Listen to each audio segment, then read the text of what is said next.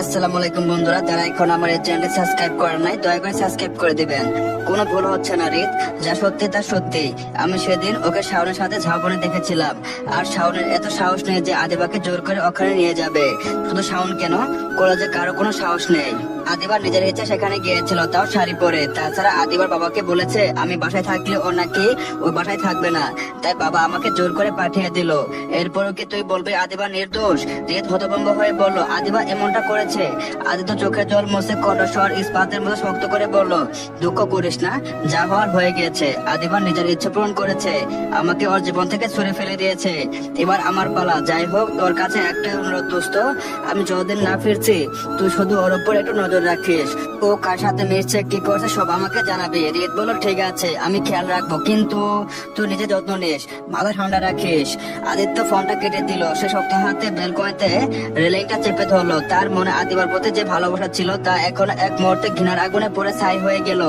আদিত্য দাদা দাঁত চেপে বলল, আমি ভেবেছিলাম তুই আমার জন্য একটু হলেও ভাবিস আদিবা, ভেবেছিলাম তুই অবুঝ, কিন্তু তুই আমার বিরুদ্ধে এত বড় ষড়যন্ত্র করবি, আমাকে এভাবে ধোকা দিবি, সেটা আমি স্বপ্নেও ভাবিনি। ঠিক আছে, তুই চেয়েছিস আমি দূরে থাকি, আমি দূরে থাকবো, কিন্তু কথা দিচ্ছি তুই আমার সাথে যা যা করেছিস সবকিছু করাই গন্ডায় শোধ নিতে আমি ফিরবো। আদিবা, আমি আজ যে নরকে আগুনে পড়ছে সেই আগুনে তোকে আমি পোড়াবো, আমি ফিরবো। হৃদের ফোনটা কেটে দেওয়ার পর আদিত্য স্তব্ধ হয়ে দাঁড়িয়ে রইলো। আদিত্যর মনে হলো সমাজ যেন আচমকা স্থির হয়ে গেছে। তার সাজানো গোছানো পরিচিত পৃথিবীটা তাসের মতো হুড়মুড় করে ভেঙে পড়েছে। হৃদের প্রতিটি কথা তার মগজের কোষে কোষে বিষাক্ত তীরের মতো বিচ্ছে। আদিবা ষড়যন্ত্রের কথাগুলো কানে বাজার পর হৃদয়ের গহীন কোণে যেটুকু মায়ের ছিল তা উড়ে গেল। আদিবা তাকে সে নিজের আত্মার চেয়েও বেশি আগলে রেখেছিল। সে আদিবা তাকে আজ জনসম্মুখে অপরাধী বানিয়ে সবার কাছ থেকে পর করে দিল। আর তার বাবা মা, যাদের রক্ত তার শরীরে বইছে, তারও নির্দ্বিধায় আদিবার পক্ষ নিল। আদিত্যর চোয়াল শক্ত হয়ে এলো, হাতের তালু ঘামতে শুরু করছে তীব্র আকর্ষে। তার চোখে তখন প্রলয়কারী সংকল্প। সে মনে মনে বিড়বিড় করলো, যে পরিবার আমাকে সহ্য করতে পারে না তাদের সাথে আর কোনো সম্পর্ক রাখবো না আমি। মায়া বিসর্জন দিতে অনেক আগে শিখেছি, এবার অস্তিত্ব বিসর্জনের পালা। দরকার হলে অভুক্ত হয়ে রাজপথে পড়ে থাকবো, তবু চৌধুরী বাড়ি টাকা আর একটি দানা মুখে তুলবো না। সে অনেকক্ষণ ভাবলো, কিন্তু সামনে ধূসর অন্ধকার ছাড়া আর কিছু দেখতে পেল না। হঠাৎ তার স্মৃতির মনে কোঠায় এক অপরাজয় মানুষের মুখ ভেসে উঠলো। এই অন্ধকার সুড়ঙ্গে শেষে তিনি হতে পারেন একমাত্র আলোর দিশারি। আদিত্য এক অটল আত্মবিশ্বাস নিয়ে নাম্বারটা ডায়াল করলো। নাম্বারটা স্নেহ খোদাই করা ছিল। কয়েকবার রিং হওয়ার পর ওপাশ থেকে এক গম্ভীর এবং ভারী কণ্ঠস্বর ভেসে এলো। হ্যালো, কে বলেছেন? আদিত্য কণ্ঠ আজ মেঘের মতো গম্ভীর, কিন্তু পাহাড়ের মতো অবিচল। সে সোজাসুজি বলল, ফোনটা কি একটু মির্জা সাহেবকে দেওয়া যাবে? ওপাশ থেকে উত্তর এলো কিছুটা বিরক্তি সরে। রক্ষী বা প্রিয়া যেই হোক, তার গলার সরে উদ্ধতা স্পষ্ট। স্যার এখন বিশ্রাম নিচ্ছেন, এই অসময় তাকে বিরক্ত করা হুকুম কারণেই, আপনি পরে ফোন করুন। আদিত্য দমলো না। সে জানে এই বাড়ির শৃঙ্খলা কত কঠোর। প্রতিটি মানুষ যেখানে রোবটের মতো নিয়ম মানে, দেয়ালগুলো যেন শৃঙ্খলা দিয়ে তৈরি। কিন্তু সে অতি প্রাকৃতিক ঠান্ডা গলায় বলল, আপনি ভেতরে গিয়ে একবার বলুন আদি ফোন করেছে। উনি যদি কথা বলতে না চান তবে আমি আর বিরক্ত করব না। আদি নামটা শোনা মাত্র পাশে মানুষটি কণ্ঠস্বর যেন আমূল বদলে গেল। বিরক্তির জায়গা নিল আতঙ্ক। লোকটি রীতিমতো তোতাতে শুরু করলো, আদি মানে আদিত্য সাহেব, কি বলছেন স্যার? আপনার ফোন কেটে দেওয়া তো আত্মহত্যার সামিল। আপনাকে আমি এই কথা বলেছি শুনলে মির্জা সাহেব আজকে আমাকে চাকরি থেকে বিতাড়িত করবেন। আমি অত্যন্ত দুঃখিত স্যার, আসলে আপনার এই নাম্বার সেভ ছিল না, তাই চিনতে পারিনি। আপনি দয়া করে একটু ধরুন, আমি এখনই ফোনটা মির্জা সাহেবের কাছে নিয়ে যাচ্ছি। মির্জা হায়দার আলী একজন প্রভাবশালী এবং দাপটে ব্যক্তি। দেশের রাজনীতি এক প্রলয়কারী নক্ষত্র। তার নামের ওজনে রাজপথ প্রকম্পিত হয়, মন্ত্রীদের গদি টলমল করে। তার বাড়ির প্রতিটি সদস্য থেকে শুরু করে খোদ মন্ত্রী মিনিস্টারও তাকে জমের মতো ভয় করে। তাকে অসময় ঘুম থেকে জাগানোর সাহস এত তল্লাতে কারণে। কিন্তু আদিত্যর জন্য এই দুর্ভেদ্য বা দুর্গের দরজা সবসময় খোলা। আদিত্য মির্জা সাহেবের একমাত্র মেয়ে মিনা বেগমের ছেলে, তবে তাদের সম্পর্কে সমীকরণটা বড়ই অদ্ভুত। মিনা বেগম আহমেদ চৌধুরীকে ভালোবাসে ঘর ছেড়ে দিয়েছিলেন, আর মির্জা সাহেব সে দিনে জেদের বসে নিজের মেয়েকে মৃত বলে ঘোষণা করেছিলেন। কিন্তু রক্তের টান তিনি পুরোপুরি ছেড়তে পারেননি। মিনা বেগমের উপর আজন্ম রাগ থাকলেও নাতি আদিত্য হয়ে উঠেছিল তার শেষ বয়সের একমাত্র দুর্বলতা। সে ছোটবেলা আদিত্য যখন কেবল কিন্ডারগার্টেন পড়ে তখন থেকে মির্জা সাহেব মেয়ের ওগোজে নাতির সাথে দেখা করতেন, স্কুলে যেতেন। সময়ের সাথে সাথে আদিত্য যত বড় হয়েছে, নানার সাথে তার সম্পর্ক ততই পাকাপোক্ত হয়েছে। সবার ওগোজে নানা নাতিকে এক গোপন পৃথিবী গড়ে উঠেছে। মির্জা হায়দার আলী নাতির মধ্যে হয়তো নিজের ছায়া খুঁজে পেয়েছিলেন। সে তেজ সে জেদ। আদিত্য বড় হওয়ার সাথে সাথে মির্জা বাড়িতে তার যাওয়া আসা শুরু হয়। এভাবে ধীরে ধীরে নাতির সম্পর্কের ভিতর ইস্পাতের মতো শক্ত হতে ওঠে। আদিত্য বাবা মা হয়তো ব্যাপারটা আজ করতে পেরেছিলেন, কিন্তু আদিত্য এতটাই জেদি আর রাগচটা সবে যে কেউ তাকে নিয়ে সরাসরি প্রশ্ন করার সাহস পায়নি। তাছাড়া মির্জা সাহেবের আর কোনো ছেলে মেয়ে না থাকায় তারা নাতির সাথে নানান সম্পর্ক ছিন্ন করতে চায়নি। নাতি ফোন করেছে শোনা মাত্র মির্জা সাহেব ধরফর করে বিছানা থেকে উঠে বসলেন। চোখে চশমাটা এঁটে নিয়ে ফোনের রিসিভারটা হাতে নিলেন। তার বুকটা ধুকপুক করছে।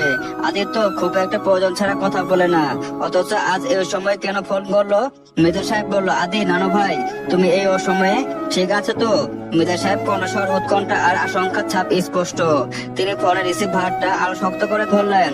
আদিত্য ধারালো কণ্ঠে জবাব দিল, নাম্বার দেখে বুঝতে পারছো না সবকিছু ঠিক আছে কিনা? মির্জা সাহেব চশমাটা নাকের উপর ঠিক করে নিয়ে ফোনের স্ক্রিন দিকে তাকালেন। সত্যি তো এটা আদির নাম্বার নয়, আবার দেশের নাম্বার নয়। সত্যি তো এটা তো দেশের নাম্বার নয়। কি হয়েছে আদিত্য, তুই কোথায় এখন? আমি লন্ডনে না ভাই। মির্জা সাহেব স্তম্ভিত হয়ে বললেন, লন্ডনে কবে গেলি? কই তুই তো আমায় কিছু জানাসনি। আমার লোকেরা তো কেউ কিছু জানায়নি। হ্যালো বন্ধুরা, আপনাদের মাঝে নতুন আরেকটি গল্প নিয়ে এসেছি। গল্পটির নাম হলো বিয়ে নামক পুতুল খেলা। তো এই গল্পের পার্ট এই চ্যানেলে দেওয়া আছে, আপনারা একটু কাইন্ডলি দেখে আসবেন এবং আমাকে জানাবেন। তো গল্পে ফিরে যাওয়া যাক। এরে ব্যাট নানু ভাই, তুমি এই বড়কে ইদানিং একটু গুরুত্ব দাও না। আরে একবার বললে তো আমি তোমার ট্যুরের রাজকীয় ব্যবস্থা করে দিতাম। নানার কথায় আদিত্য দীর্ঘশ্বাস ফেললো। তার দীর্ঘশ্বাসটা ফোনের ওপাশে পৌঁছে গেল। মির্জা সাহেব শিউরে উঠলেন। আদিত্য যথাহীন ভাবে গলায় বললেন, আমি ঘুরতে আসিনি নানা ভাই, আমাকে বাসা থেকে বের করে দেওয়া হয়েছে। কথাটা শোনা মতো মির্জা সাহেব যেন নিজের কানকে বিশ্বাস করতে পারলেন না। মুহূর্তের মধ্যে তার শরীরে রক্ত টকবক করে ফুটে উঠলো।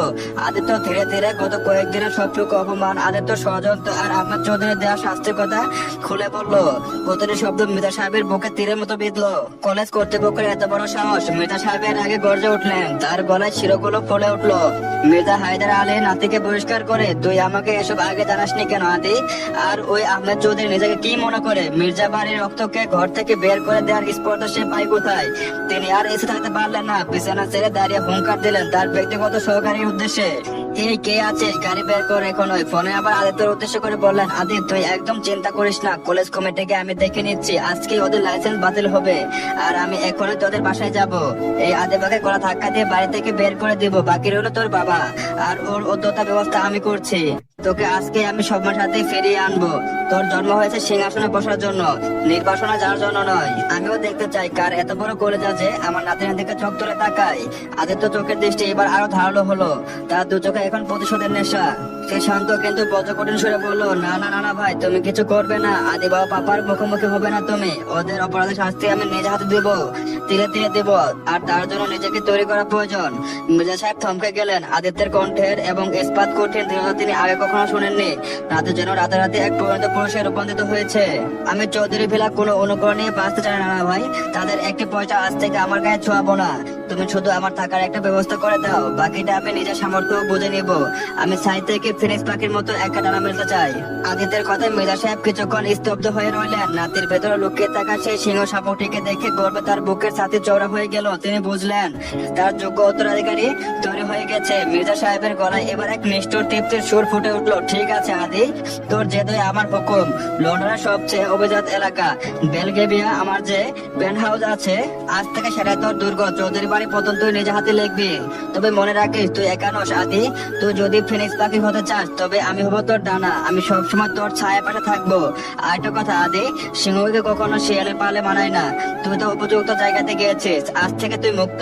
ফোনটা রেখে আদিত্য লন্ডনের রাতের আকাশের দিকে তাকালো। তার দু চোখে আর কোনো মায়া নেই, কেবল পুড়িয়ে ছারখার করে দেওয়ার এক ভয়ানক লিলিহান অগ্নিশিখা। সে মনে মনে বলল, চৌধুরী বাড়ির শেষ অধ্যায়ের সূচনা আজ থেকে হলো।